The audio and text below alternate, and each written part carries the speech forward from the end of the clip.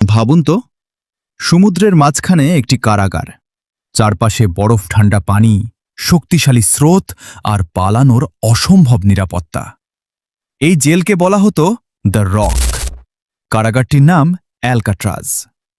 এখান থেকে পালানো ছিল প্রায় অসম্ভব, কিন্তু ১৯৬২ সালের এক রাতে ৩ বন্দী এমন একটি পরিকল্পনা করেছিল যা আজও মানুষকে অবাক করে।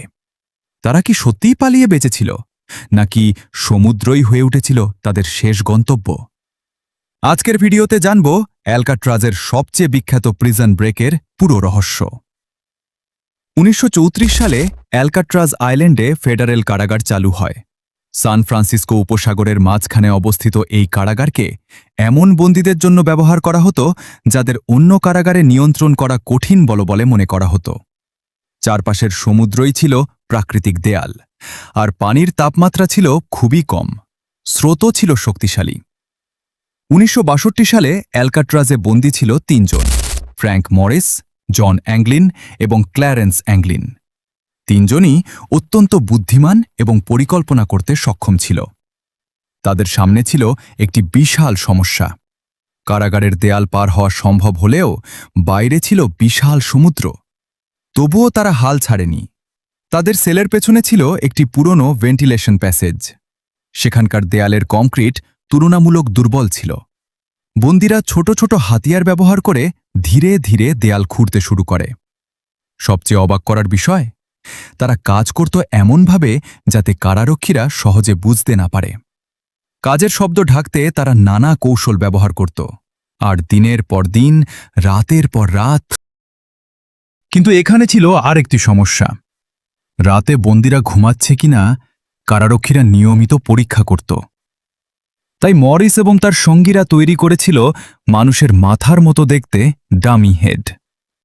চুল, সাবান এবং অন্যান্য উপকরণ ব্যবহার করে তারা এমন একটি মাথা তৈরি করে যা দূর থেকে সত্যিকারের মানুষের মতো মনে হতে পারে। রাতে তারা বিছানায় ডামি হেড রেখে দিত। কারারক্ষী দূর থেকে তাকিয়ে ভাবত, সেলের ভেতরে তারা এমন একটি ব্যবস্থা তৈরি করেছিল যাতে বাইরে থেকে গর্তটি সহজে দেখা না যায়। তাদের লক্ষ্য ছিল কারারক্ষীদের সন্দেহ এড়িয়ে ভেন্টিলেশন প্যাসেজে পৌঁছানো। সেখান থেকে তারা কারাগারের ছাদে যাওয়ার পথ খুঁজে নেয়। এরপর শুরু হয় আসল পরিকল্পনার সবচেয়ে কঠিন অংশ: সমুদ্র পাড়ি দেওয়া। ৩ বন্দী এবং তাদের সহযোগী হিসেবে যুক্ত আরেক বন্দী অ্যালেন ওয়েস্ট মিলে রেনকোট ব্যবহার করে একটি ইনফ্লেটেবল রাফট তৈরির পরিকল্পনা করে। তারা অনেকগুলো রেনকোট সংগ্রহ করে সেগুলো জোড়া লাগায়। তাদের উদ্দেশ্য ছিল সমুদ্র পাড়ি দিয়ে অ্যালকাট্রাজ আইল্যান্ড থেকে মূল ভূখণ্ডে পৌঁছানো। তারা আরও তৈরি করেছিল পানিতে ভেসে থাকার জন্য প্রয়োজনীয় কিছু সরঞ্জাম। পরিকল্পনা ছিল অত্যন্ত সাহসী। কিন্তু এখানেই আসে সবচেয়ে বড় অনিশ্চয়তা। তারা কি সত্যিই সান ফ্রান্সিসকো উপকূলে পৌঁছাতে পেরেছিল? রাত গভীর হলে মরিস এবং অ্যাংলিন ভাইয়েরা তাদের পরিকল্পনা বাস্তবায়ন করে। কিন্তু অ্যালেন ওয়েস্ট শেষ মুহূর্তে তাদের সঙ্গে বের হতে পারেনি। ৩ জন বন্দিন্দি কারাগারের ভেতরের পথ ব্যবহার করে বাইরে বেরিয়ে যায়। তারপর তারা পৌঁছে যায় পানির কাছে। সেখানে ছিল তাদের তৈরি করা রাফট।